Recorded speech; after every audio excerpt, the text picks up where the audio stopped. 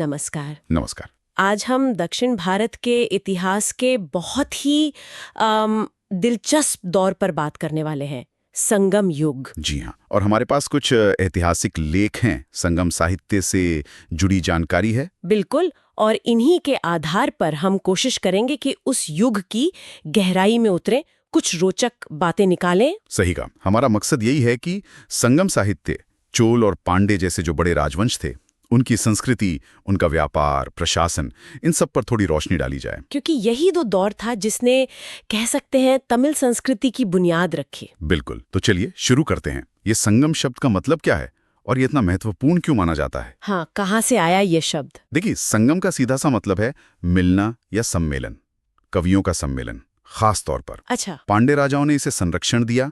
मदुरई, कपाड़ापुरम जैसी जगहों पर 3 बड़े संगम हुए, ऐसा माना जाता है। 3 संगम? हाँ, कहते हैं कि पहले 2 की अध्यक्षता तो महर्षि अगस्त्य ने की थी। उन्हें दक्षिण में वैदिक संस्कृति फैलाने का श्रेय भी देते हैं और तमिल साहित्य का पितामह भी मानते हैं। अच्छा, अगस्त्य ऋषि। और तीसरे संगम के? तीसरे के अध्यक्ष थे नकीरर। तो इन्हीं संगमों से जो साहित्य निकला वो आज भी तमिल संस्कृति का आधार है। कुछ खास किताबें जिनका जिक्र जरूरी हो? हाँ बिल्कुल। देखिए, सबसे पहले तो नाम आता है तोलकाप्पियम का। तोलकाप्पियम। हाँ, इसे अगस्त्य के शिष्य तोलकाप्पियार ने लिखा।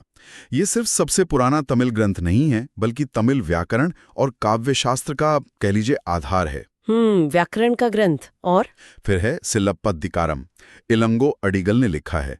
कन्नगी और कोवलन की कहानी है इसमें, जो नैतिकता और न्याय पर बहुत जोर देती है। अच्छा, कहानियों के जरिए सीख। जी। और हाँ, तिरुवल्लुवर का कुरल, इसे तो तमिल बाइबिल या लघु वेद तक कहते हैं। जीवन जीने की कला, नैतिकता, इस पर ये एक अद्भुत ग्रंथ है। कुरल, ये नाम तो सुना है। और कंबन की रामावतारम, मतलब तमिल रामायण, वो भी इसी परंपरा का हिस्सा है। क्या बात है, ये साहित्य तो वाकई बहुत समृद्ध लगता है। अच्छा, अब अगर राजवंशों की तरफ चलें तो चोल साम्राज्य, इनका नाम तो बहुत बड़ा है। बिल्कुल, चोलों की शुरुआत की विजयालय प्रथम ने, लेकिन उनकी असली ताकत बढ़ी राजराजा प्रथम और उनके बेटे राजेंद्र चोल प्रथम के समय में। राजराजा प्रथम, इन्होंने क्या खास किया?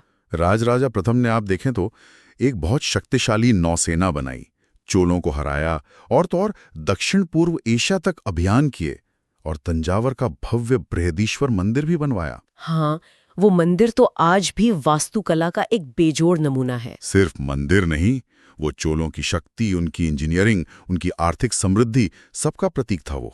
और उनके बेटे राजेंद्र चोल प्रथम, उन्होंने तो विरासत को और आगे बढ़ाया, श्रीलंका पर पूरी तरह कब्जा किया, गंगा घाटी तक सफल सैनिक अभियान किए और उपाधि ली गंगईकोंडा की। गंगईकोंडा यानी गंगा का विजेता। जी हाँ, और इसी जीत की याद में नई राजधानी बसाई, गंगईकोंडा चोलपुरम, और वहां चोल गंगम नाम की एक बहुत बड़ी कृत्रिम झील भी बनवाई।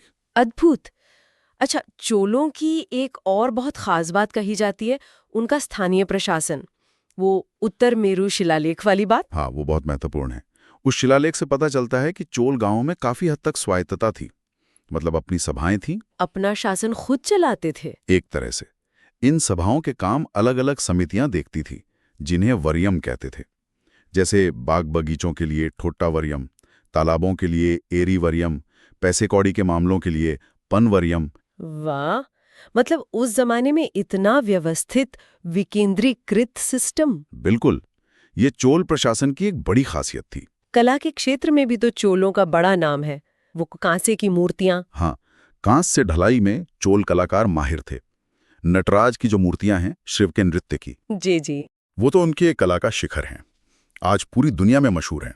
हालांकि ऐसा नहीं कि वो हमेशा जीतते ही रहे, तो कोलम की लगाई में राष्ट्रकूटों से हारे भी थे वो। अच्छा, और बाद के शासकों ने व्यापार पर भी ध्यान दिया, जैसे कुलोतुंग प्रथम। जी हाँ, कुलोतुंग प्रथम ने चीन में अपना एक व्यापारी दल भेजा था, व्यापारिक संबंध भी बनाए रखे। चोलों के अलावा उस दौर में दक्षिण भारत में और कौन कौन से राजवंश थे? हाँ, और भी थे। पल्लवों का जिक्र आता है, सिंह विष्णु संस्थापक थे।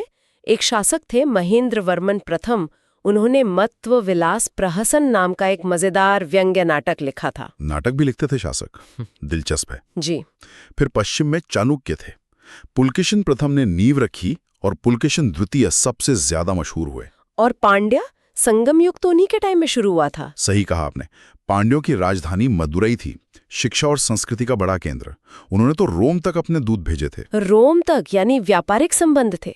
थी मयूर शर्मन संस्थापक थे। मतलब ये पूरा इलाका काफी गुलजार था, राजनीति, संस्कृति, व्यापार, हर लिहाज से। व्यापार की बात आई तो और क्या पता चलता है इसके बारे में? काफी कुछ, जैसे एक ग्रीको रोमन टेक्स्ट है, पेरिप्लस ऑफ द एरिथ्रियन सी, उसमें तोंडी, मुशरी जैसे बंदरगाहों का जिक्र है। अच्छा, विदेशी स्रोतों में भी? जी, और पुदुचेरी के पास अरियन मेडू में खुदाई हुई तो वहां रोमन बस्ती के सबूत मिले। सिक्के मिले, एम्फोरे जार मिले, वो बड़े मटके जिनमें शायद शराब या तेल आता होगा। इससे तो साफ है कि रोम के साथ अच्छा खासा व्यापार था। हाँ, गहरा और फायदेमंद व्यापार था।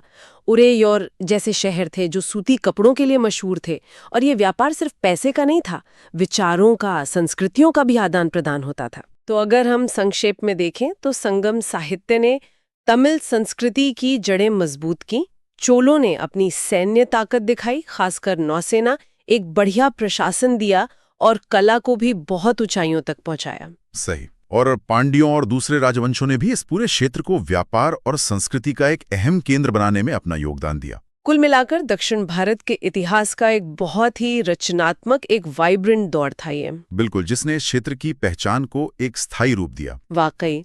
और अंत में सोचने वाली बात यह है कि संगम युग की वो जो ग्राम सभाएं थी, वो आज के लोकल गवर्नेंस के लिए क्या कोई सबक दे सकती हैं? और उस युग की जो साहित्यिक और कलात्मक विरासत है, वो आज की दक्षिण भारतीय पहचान में कितनी जिंदा है? ये सवाल शायद हमें उस दौर के महत्व को और बेहतर समझने में मदद करें। निश्चित रूप से ये सोचने वाले बिंदु हैं।